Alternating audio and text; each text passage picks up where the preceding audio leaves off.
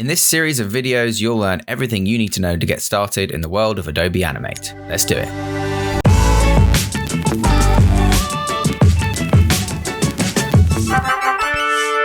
TipTut. Part 2. Exploring Animation Techniques. Hello everybody and welcome back to TipTut. Last time in Intro to Adobe Animate 2020, we built the flashing animating in place backgrounds that you saw here. And what I've done in the interim, as you can see in this little time lapse, is I've done the hills as well. Excuse me, my apologies to skip this. However, it is literally exactly the same technique as we did for the sky. I just drew a hill instead of the sky. Same goes for the river, that sort of thing. I just didn't want you guys to have to sit through this again when you've already seen it last episode. So I skipped it, we've done it now, and we can start the episode with this. This is it with our hills inside of Adobe Animate. Really happy with this now, it's looking pretty good. What we're going to tackle this episode is the more interesting animation of these clouds. Now, yes, we want the clouds in the background here to sort of drift across the screen a little bit, but I also kind of want them to sort of wave as if like the clouds themselves are being pushed over. So that's what we're going to tackle today, or at least first today. Just to give you a brief overview of what I did for the layers on these mountains here, I've literally got the mountains in the front and the mountains in the back. And they're just two separate layers like so. What we will do eventually is we'll probably have these drifting inwards a little bit from the edges of the screen. So we can probably just do that now if we wanted to. So I'm going to hit F6 on both of these frames at the end. So this is where we want their final positions to be. And then mountains front, we're just going to push until just where the edge of this drawing is touches the edge of our frame so that nothing, untoward peeks out. And we'll do the same for mountains back here, but this one we can push a little bit further because we're pushing it sort of off screen this way. Grab both of these, right click on them and choose Create Classic Tween. And what that's going to do is, as you can see, over time, they'll slowly drift in together as if the camera is pulling out a little bit. Do we want them to go inwards? We probably want them to reverse actually. So what we can do is grab all of these frames like so. Right click on them and choose reverse keyframes like so, and that's just going to have them now over time be drifting outwards instead of inwards. Nice and simple. So let's look at that. That looks pretty good. Okay, just a nice slow drift, barely perceptible, but it is there. Awesome. We're done with these now then. So let's draw ourselves a cloud and get out of this really distracting workspace that we've got here. I'm just going to rotate this around so that I've got a more comfortable drawing angle. And we're just going to zoom in. Oops, that's way too far. I thought it was click to drag, but it's not. It's click to select area. We're just going to zoom in to something like that. Okay, it looks pretty good. So I'm going to grab my cloud color, which was the same color as our lightest piece of sky, like so. And I'm just going to hide everything. On top of these ocean layer here, I'm going to add a new layer. I'm going to call this Cloud Right. And I'm going to hide everything that I don't need to see, apart from the sketch. Then I'm just going to take my first frame and be really careful, really smooth. Just draw out this cloud. You can see where I'm going to be going with this already, hopefully. We've got this kind of wavy cloud motion. Now, obviously, the rest of this is behind a tree, so I've just got to guess how I want that to go. I think I want it to peter out a little bit. Maybe quite suddenly, actually. Maybe like that. Or let's just add a little bit like this, just in case we have it drifting further than I expect.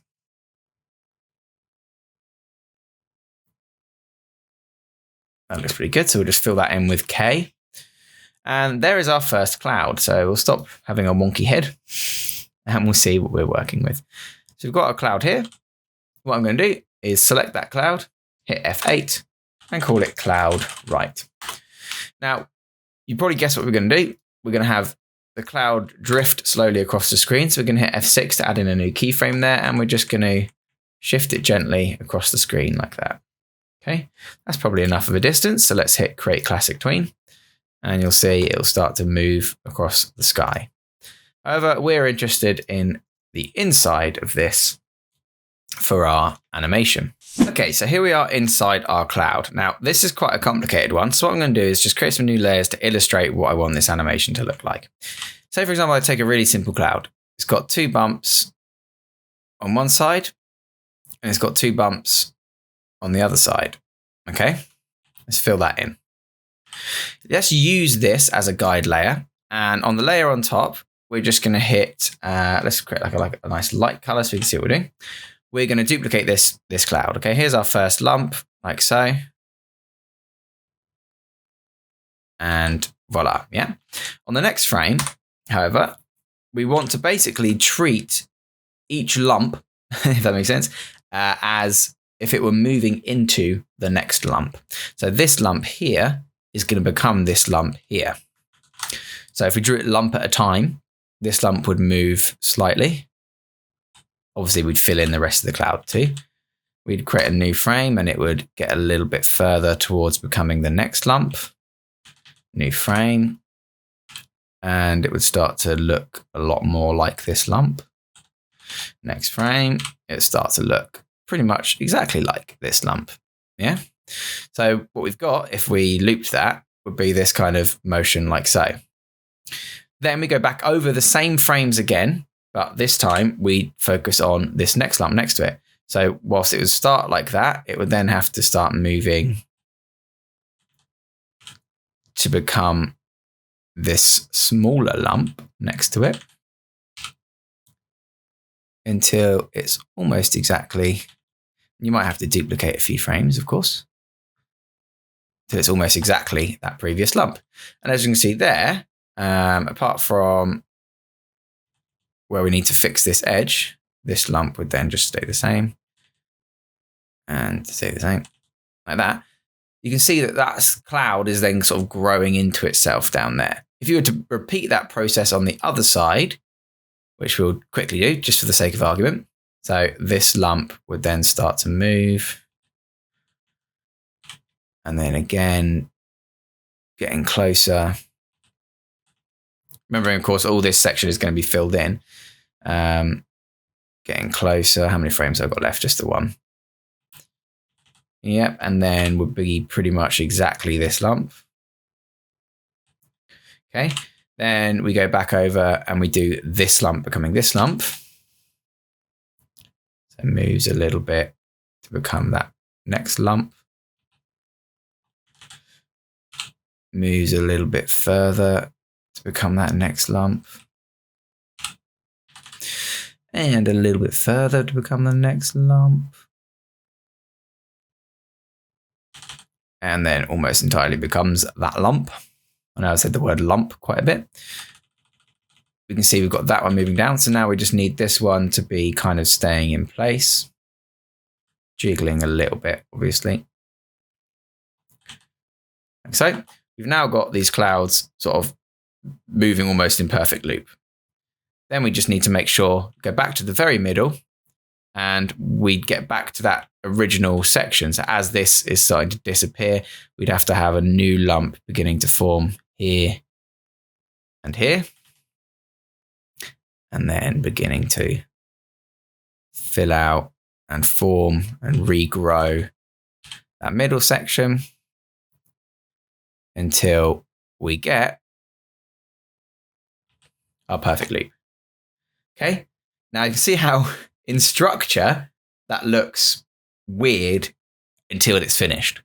Okay, now I wanted to illustrate with that because this is a nice quick version of what I'm going to be doing with this, which is obviously going to take a lot longer. And again, I'm going to time lapse it because otherwise we'll be here for 6 hours. This concept that I just did with this little test one is all I'm going to do with this cloud. I think for this cloud here is going to be the middle. I don't know. I think I want these trees to slide in completely. So they're going to start completely off screen. So I am going to draw everything, okay, that's over here. If they don't start completely off screen, then they will start mostly off screen, which means as this cloud moves over anyway, I'm going to need to have animated it. So I don't think it's going to be a waste of time. What I just did with this cloud, I'm going to do with this big cloud now, okay? So I'll see you on the other side of doing that. And if anything interesting happens, I'll stop the time lapse and I'll jump in to chatting to you guys. the meantime though, sit back and watch me work really, really fast.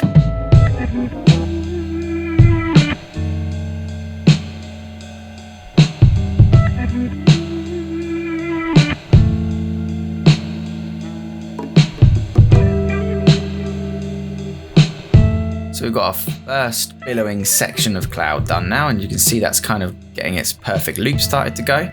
So we're going to just continue that entire process all the way down the line onto the next sections of the cloud here. It can get a little bit distracting with onion skin on. As you're moving incrementally, there's no sort of easing on this. You can work with it off if you find it too distracting. But what I'm just going to do is just reduce these down to just show the previous 1 frames instead of 2.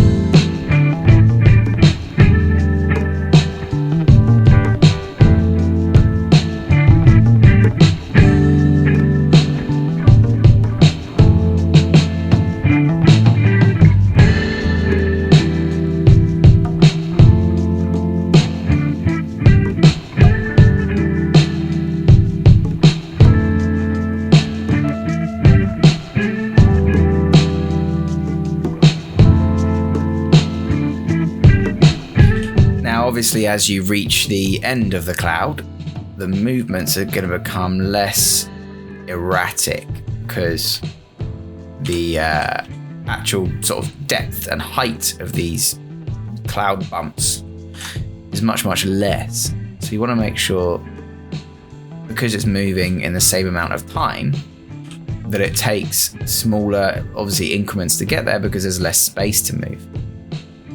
You want to make sure that it evens out, becomes nice and smooth movements as opposed to the big changes from the edge of the cloud that we were working on earlier.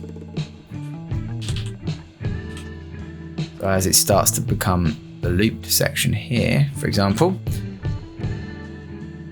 just bring those shapes in with a little bit more fluidity, making sure to follow the lines of the original shape closer and closer, so it starts to get this sort of bulging kind of nice motion to it.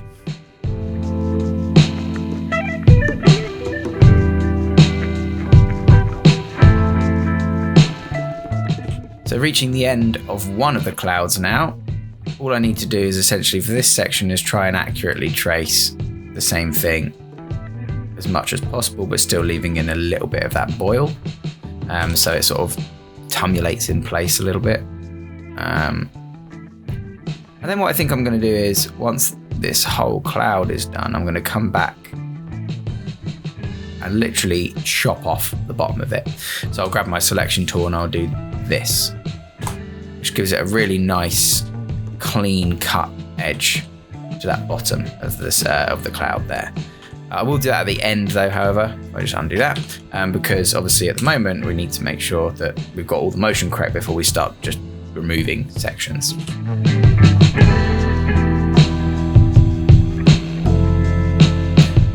Okay, so let's look at our first section of cloud. Obviously we haven't added the bottom in yet, we haven't neatened up that bit. We'll just delete these other 2 layers just because they're quite distracting and we now know the concept. Let's have a look. That looks pretty good actually. There's some bits which jump quite heavily, and the loop at the moment,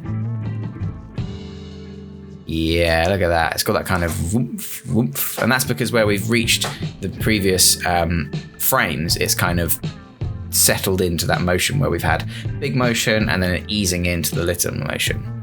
So that looks really good. I'm quite happy with that. We're just now going to do the other side and make sure the bottom's nice and neat, and then we'll be done with this cloud.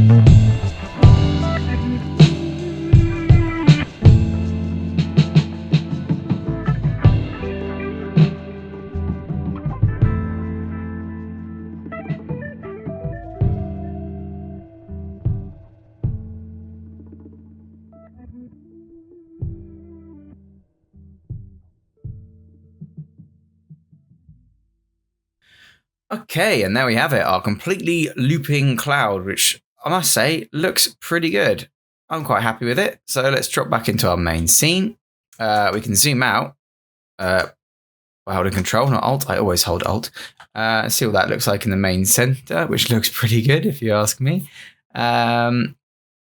It's already drifting slightly across the page, so I might push that just a little bit further.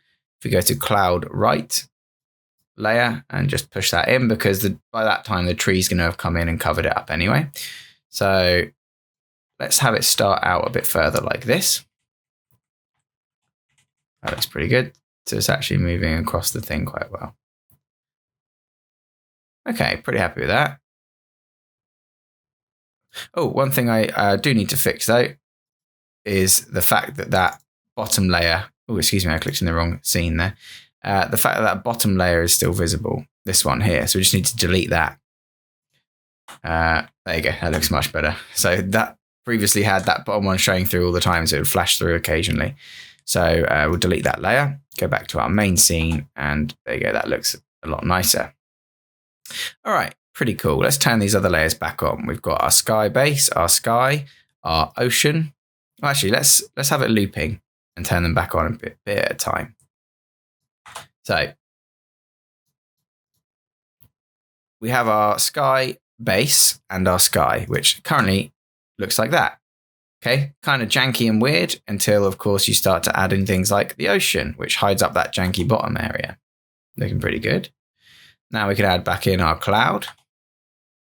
Quite nice. Add back in our boat. There he is, moving across the bottom there.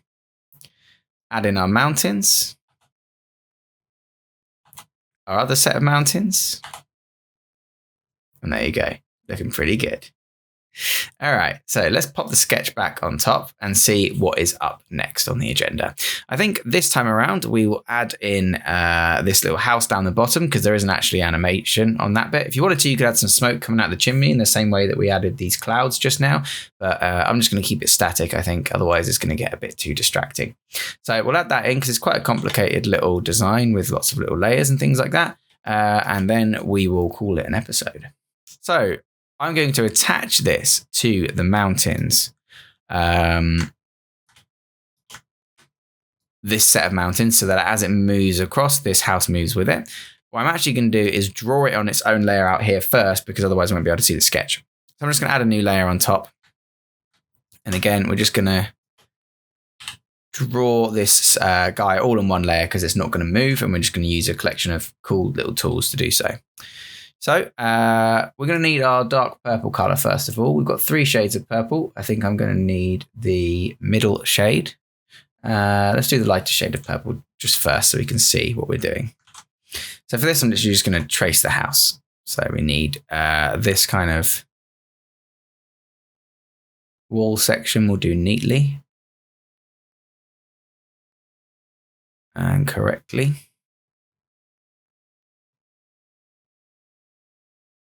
Like so. I'm basically going to work our way up from the base to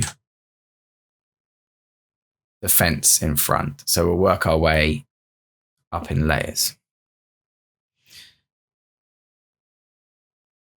Making sure that we get these little steps in. We can fill that in. There we go. That's good. Oops, we'll just drag this below the sketch layer though, so we can still see what we're doing. Okay, that looks pretty good so far. We will now grab our darker purple color, select what we've currently got, and go back to our tool where we can choose paint selection. And then we will paint in this lighter facade on the front here. So we've got our darker purple. Going to paint in these steps.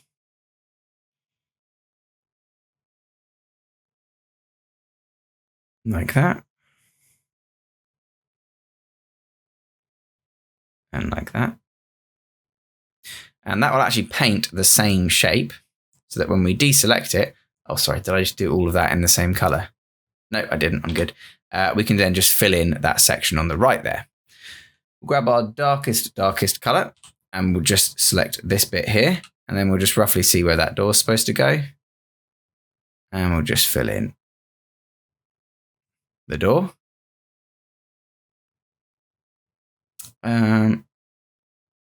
We don't need to paint selection on this one though. So what we'll do is we'll just, oops, I just hid everything. Just hide the thing for now.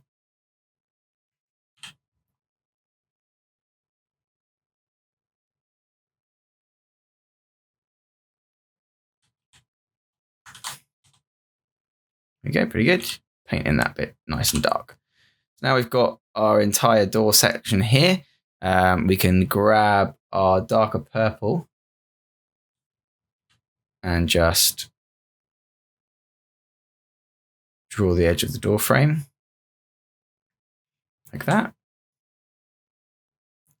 Oops, just painted the whole thing because I'm a fool. So grab our dark color there, then select this, then paint in the dark bit. Yep, that looks pretty good. So we've got the door of our system here. Sorry if I'm squinting a lot. It's because we've got the filming light obviously on up there to light me. And it's kind of hard to see what's going on. So you see me doing this. That's probably why. Cool. So we've got the steps to the house. We can draw the fence now. This one's a bit easier because we don't have to select anything. We can just go to paint behind. So if we have our layer selected, for simplicity's sake, we can just hide everything else so that when we click here, we're not actually selecting another layer. So we'll just do that and then deselect. We can go to our tools on our brush here and just choose paint behind. Then we can grab our darkest color here and just roughly draw in the fence. And what that will do is it will hide anything behind what we've already painted. So that's pretty good. Draw in the posts.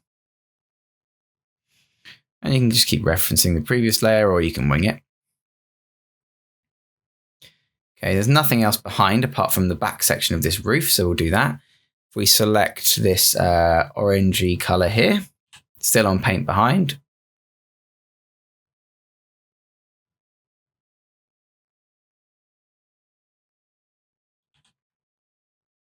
Cool, nice.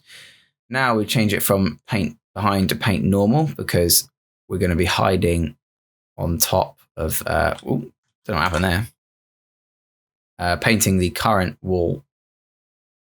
God, what words am I saying? Painting the roof on top of the wall. Wow. Those words are difficult for me, apparently. So we can then meet all that up, which is nice here. Looks good. Fill that in. We'll do the same. We'll eyedropper, or we'll just select our darker color here. And we can draw the fence in. But before we draw the fence, we will just quickly draw the shadow, which is going to be in this darker red color, if I remember correctly. And we'll go to paint behind. That's the slightly darker color than the ground that it's currently on. Fill that in. And the reason I do all this on one layer, you could do it on separate layers if you wanted to, but the reason I do it all on one layer is so that you can do stuff like that, where you just quickly draw the shape that you need. And as long as it hits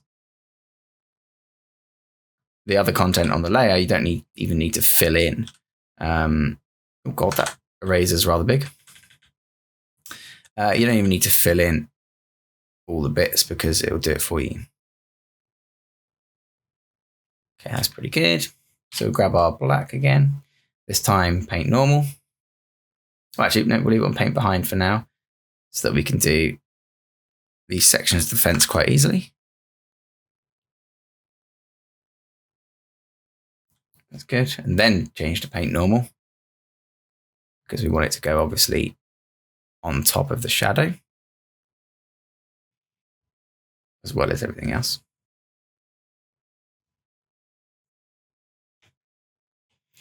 We'll leave that there. There's the rest of the fence. Oops.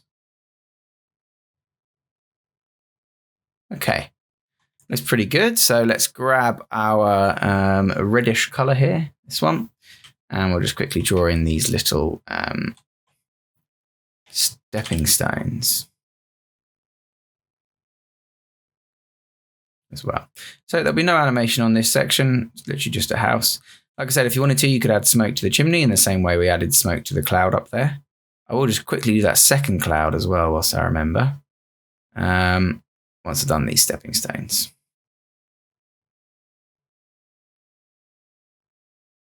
So just roughly drawing these in because they're not going to move, so they're not really going to draw the viewer's eye. There'll be all sorts of other stuff going on. And voila. Back to normal there and zoom out. So I'm now going to grab, excuse me, fix that, redo that. There we go. Now I'm going to grab everything that's on this layer, not the sketch layer, everything that's on this house layer and cut it. I'm then going to go inside our hill layer here and I'm going to Control-Shift-V to paste it in place. Oops, which doesn't correlate, sorry, silly me, because it's inside a symbol. But we can see that we can still see the top of our house there. So we can drag this guy into position like so. And that looks pretty good. So we can drop back out, hide our sketch layer, and let's see what we've got so far. Oops, the house I've only put on that first layer because I did that wrong. So if I go back into the house symbol before I paste, I'll put that on its own layer like a clever person and reposition it. There we go. And now when we drop back out and hide this and hit play, it won't flash all over the place. So looking pretty good so far. Obviously, most of the animation is going to be on those trees in the front and the bird, but I think this looks pretty good with the sun sort of shimmering around in the background there. So let's quickly add ourselves a new cloud. So we'll go to cloud right and we'll just add in a new layer and hit cloud left. Now we could just copy and paste the frames, but I want to introduce you guys to the library. So now that we've turned this guy into a symbol, he will appear in our library and we can reuse that symbol over and over again, which is one of the many benefits of using symbols. If you go to your library tab like so, you'll see that every symbol we've created so far is inside of our library and we can preview all of the animation for those as well. So what I can do now is on my new layer, cloud left, I can drag out a second instance of this cloud and it will play on screen like the other one, animating in all the same ways. What you can do as well is modify this, transform, flip horizontal, for example. Bring back your sketch layer so you can see where it's supposed to be, way high in the sky, like so.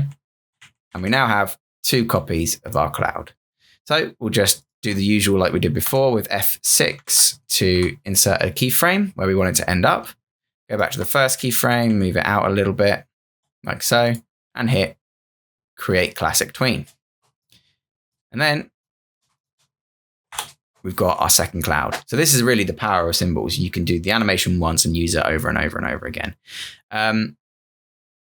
If you wanted it to be slightly different as well, you could squash and stretch it. So if we go to here, we could hit Q, make it a bit of a shorter cloud. And then obviously in our second keyframe, it will actually stretch out over time, which is quite useful as well, just to add a bit of animation and variation in it. If you want it to be at a different time as well, you can do that. So you can hit cloud right and copy and paste or duplicate this symbol and call this one cloud left. We then obviously have to redo this animation here. So we'll just make a new blank layer.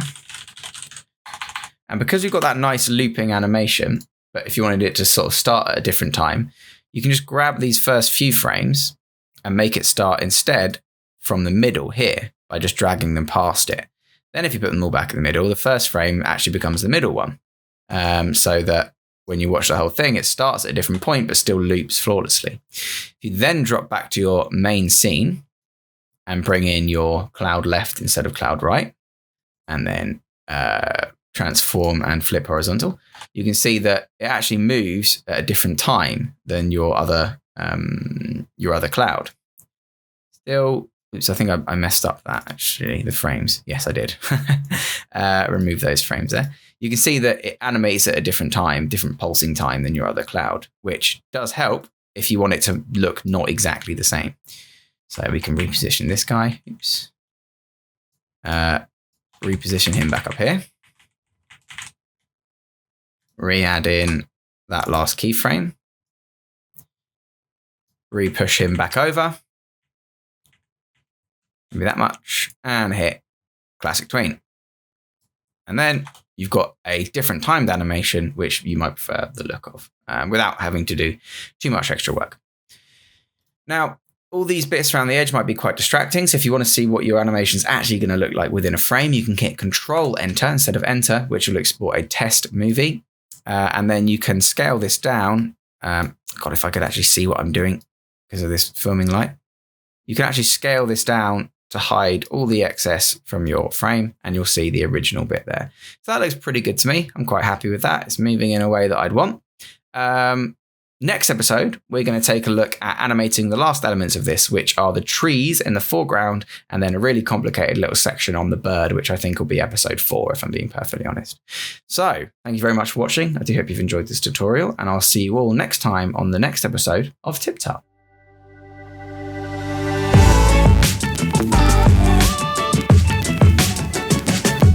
Remember to subscribe for more tips, tricks, and tutorials. Thanks for watching.